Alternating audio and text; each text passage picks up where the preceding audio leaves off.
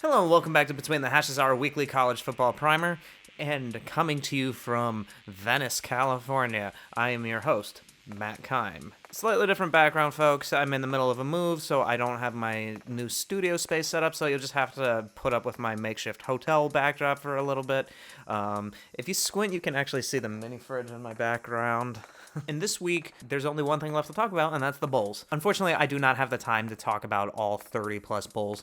So for these next two videos, I'm just going to focus on the NY6 bowls, i.e. the most prestigious and most historic bowls, up to and including the college football playoff. So in this video, I'm going to culminate with TCU Michigan, but I'm also going to briefly touch on the Orange and Sugar Bowls, and I'll be talking about the other three NY6 bowls in the next video. So in the orangest of orange bowls, featuring Tennessee and Clemson. The interesting thing with this game is that both teams very late in the season had playoff expectations, and then both found them derailed by the same exact team. Both were upset in consecutive weeks, actually, by a very upstart South Carolina team. Had that not happened, and had Tennessee's only loss been to Georgia, they probably would be in at that number 4 slot and not Ohio State, but that's ifs, ands, and buts, you know. Same exact deal for Clemson. Even after a really bad loss at Notre Dame, they still had an argument going into that last week, and then South Carolina upended it.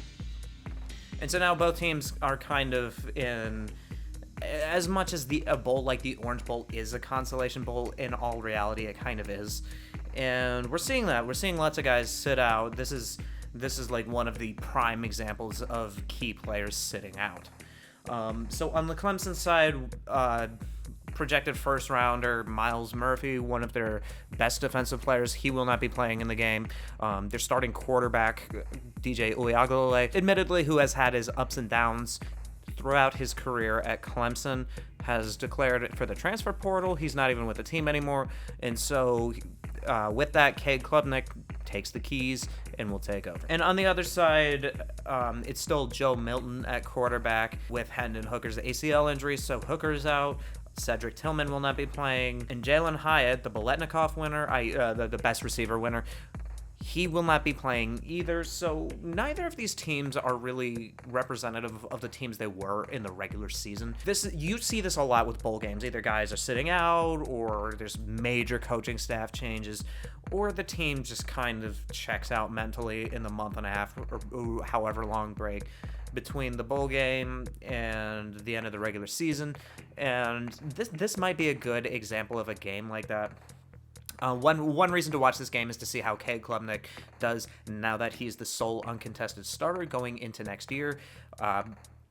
To be honest, I think I trust what Clemson's putting out on the field a little bit more than what Tennessee's putting out on the field, because really what made Tennessee's season so special was guys like Hyatt and Hooker and so on down the line.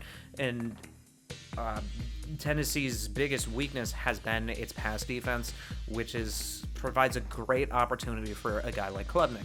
So I expect, I think the line's something like 6.5 right now. I think Clemson wins. Okay, moving on to the Sugar Bowl. Now, speaking of guys sitting out, it was rumored extensively that guys like Bryce Young and Will Anderson would be sitting out for this game. Yeah, there was speculation that Bryce Young and Will Anderson and guys like that would be sitting out the bowl game. And on top of that, Alabama has something like 6 or 7 players who got invited to the Senior Bowl. And so Alabama could very easily have been in a situation where they were down half their starting roster. That won't happen. Motivation is always going to be a question for teams going into bowl season. But the fact that almost unanimously they have decided to come back and play this game tells me that motivation shouldn't be an issue. And even Nick Saban has talked about it in previous years, with motivation being an issue for the bowl games. On the other side, we have a Kansas State team coming off of a really big win over TCU in the Big 12 championship game. And it cannot be understated the job that Chris Klieman has been doing at Kansas State, and how impressive it is that he's gotten this team at a fairly consistent level, and they finished ranked in the top 10.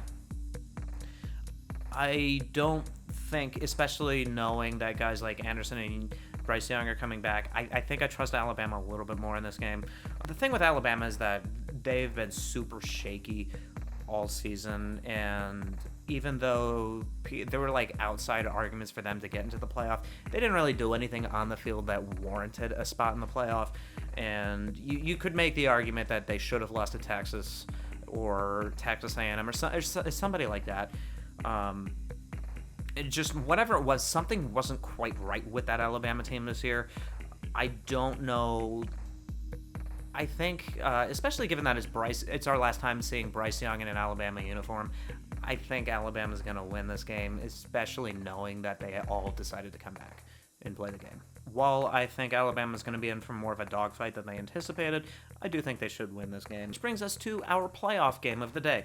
TCU versus Michigan in the Fiesta Bowl, the 2 versus 3 matchup. This is Michigan's second consecutive playoff appearance and their second overall, and this is TCU's first ever playoff appearance. And the only other time they've even come close was in 2014 when they finished 6th behind Baylor and Ohio State.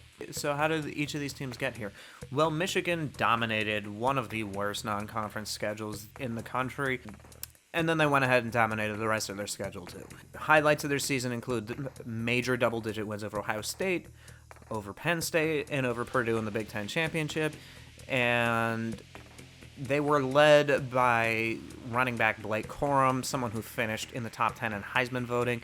They lost him in the penultimate regular season game in Illinois to a knee injury. He tried to come back in the Ohio State game, and that lasted for all of, I think, 3 plays before it was announced they were shutting him down for the rest of the year. Their offensive line has won the Joe Moore Award for having the best offensive line, and you could see this because even without Blake Corum in those final couple of games, other guys like Donovan Edwards, who had, I think it was like a hurt shoulder or something going into the Ohio State game, he stepped up and had a big day. And what they have shown is that they have an ability to overcome losing a Heisman candidate. One of the big surprises with Michigan's season this year is that J.J. McCarthy is the uncontested starter and has been for about the last 2 months. So much so that the guy who beat Ohio State last year and took them to the playoffs last year, Caden McNamara, has entered the transfer portal and has already declared to go to Iowa. And so he's not even with the team anymore. He was the starter to start the season, and he's not even with the team anymore. J.J. McCarthy kind of has had an up and down season. In the month or so leading up to the Ohio State game, his completion percentage was in the low 50s before he exploded against Ohio State, and I can go into the dynamics of why that happened, and a lot of it goes to Ohio State basically bringing a lot of extra pressure to stop the run, which left guys on the corner. Basically, they put McCarthy in a position to where we don't know that you can beat us, so we're going to put you in a position where you have to, and he did. Now, the question is, can he do it again? Because we haven't seen that kind of performance out of him since or before. I mean, there's only one game since, but even in the very next game, he threw the ball less than 20 times. And that's kind of what Michigan wants to keep him at, and put him in a position to make plays, but also not have him be the bus driver, so to speak. And frankly, they shouldn't need to. Their offensive line has won the Joe Moore Award for being the best offensive line in the country, and it's well-deserved. Even after losing Blake Corum, guys like Donovan Edwards have been stepping up, and you almost forget that they lost someone who was top 10 in Heisman voting because of how well that offensive line and how well the other running backs on that team have done. And one of the other really big surprises out of Michigan this year is that their sack and quarterback pressure number is almost identical to what it was last year, despite the fact that they lost guys like Aiden Hutchinson and others. And while there's not necessarily anybody with the same level of star power, there are definitely guys on that roster who will go in the first. They have the 3rd overall defense, and they are 23rd against the pass and 13th against the run. And what they want to do is they want to control the line of scrimmage on both sides of the ball and then just kind of bleed you out and then leave you vulnerable to big plays from the running game. And that's what they did to Penn State. It's how they shut the door on Ohio State. It's what they did to Purdue late in the half. Now, one of the weaknesses with Michigan is that they do take some time to get going. They let Purdue hang around for a half. You can make the argument that in the Ohio State game, if a couple plays go a different way, if Ohio State doesn't put themselves in a situation where it's like 1st and 40 after starting in plus territory, they could have been down 2 or 3 scores, and then we're looking at a very different game. But even after having been in those positions, they were able to get themselves out of those positions. Even with Penn State, they blew the game wide open in the second half using, Blake Corum. But even before then, they were dominant statistically. So let's look at TCU. How did TCU get here? They got here by being the first Big 12 team since they reinstated the Big 12 championship game to run the table. They went 12-0, including, I think it was 9-0 in Big 12 play, before losing in overtime to Kansas State. Now, there was a bit of a speculation that the Kansas State loss was going to keep them out. That was never going to happen. As far as I'm concerned, they beat the 12 teams on their schedule that they played. They earned their spot here. They are led by the person who finished second in Heisman voting, Max Duggan, who has actually now declared for the NFL draft. So this playoff run, for however long it lasts for TCU, is the last we're going to see out of him in a Horned Frogs uniform. Funny thing with TCU is that they're known for Max Duggan and throwing the ball down the field, and Max Duggan basically being the gunslinging playmaker for them. They have a fairly solid run game led by Kendre Miller. It might be why some of those play calls at the end of the Big 12 championship game happened the way they did, but they have had a solid run game. In fact, they're ranked 25th on offense in both rushing and passing, and this balance has put them in a position where they have a top 15 ranked overall offense at 6.84 yards per play. So TCU definitely has the firepower to keep up with Michigan, and the way TCU wins this game is that they make J.J. McCarthy have to go blow for blow with Max Duggan, because that is not a good recipe for success for Michigan.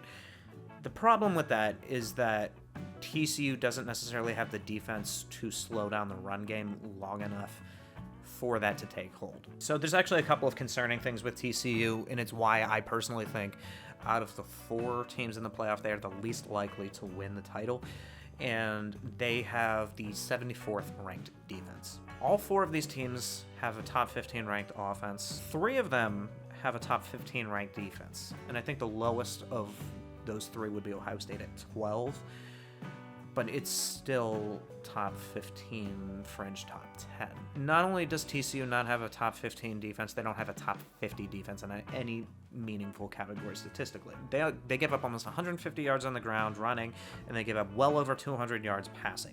For 66th against the run and 86th against the pass, I am using overall yardage given up here, so for whatever that's worth. And just in general on defense, they give up 5.41 yards per play, and that can't happen against Michigan. Fear with TCU is that Michigan's offensive line is going to set the tone of the game, and they're going to put TCU in a hole that they can't dig out of. It would be my fear for TCU. It's something we've seen play out with TCU over and over and over again this season. When the rankings first came out, TCU was held lower because the committee was concerned about their tendency to fall behind in games, and that is something we keep seeing out of them. They had to come back from down double digits against Kansas State both times they played. One resulted in a win, the other resulted in an overtime loss. They had to come back against Oklahoma State, they had to do it against Kansas, and they were in a dogfight with Baylor, and they just keep putting themselves, either by virtue of the fact that their defense doesn't play well or turnovers or something, they keep putting themselves in positions where they are down early and have to come back late. If that happens against Michigan, Michigan will take the lead and not look back. And that's, I think, probably the most likely outcome in this game. I think Max Duggan's a little too good for Michigan to just run away with this game, so it wouldn't shock me if the final score is somewhat reflective of, I don't know, the Purdue game or the Ohio State game for Michigan. I think the most likely outcome of this game is Michigan setting the tone with their lines of scrimmage, and that just being too much for TCU's defense and eventually their offense to handle. So I can easily see a situation where they're going into halftime down, I don't know, let's say 24-10 or something like that, and the final score ends up being 40-17 or something like that. I think that's the most likely outcome in this game, so it's why I'm going to pick Michigan not only to win but to cover. But the other way this game can go is that TCU races out to an early lead, because like I said, Michigan also has definitely had some slow starts this year, so whomever has the faster start and can set the tone early has a good advantage going to the end game, but even then, that's what Ohio State did to Michigan, and they still lost by 3 touchdowns. I just think Michigan is probably one of the 2 best teams in the country, even if they don't have the best quarterback on the field. For Michigan to win, they just need to do what they've been doing. For TCU to win, they need to honestly replicate what they did with Texas, because we saw them go against a team with a decent but inexperienced quarterback and one of the best running backs in the country in Bijan Robinson, and they shut him down. So if they can replicate what they did in the Texas game, they have a chance. I think it's more likely Michigan wins here, so Michigan wins, Michigan covers, and Michigan goes to the national title game in Los Angeles. Hopefully my dad doesn't kick me off the channel for saying that.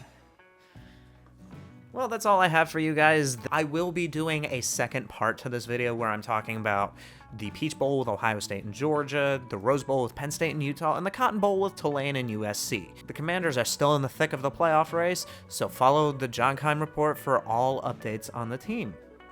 You can find all that and more on Empire Media at YouTube or wherever you get your podcasts. Thanks, guys. Enjoy the games and have a happy holidays.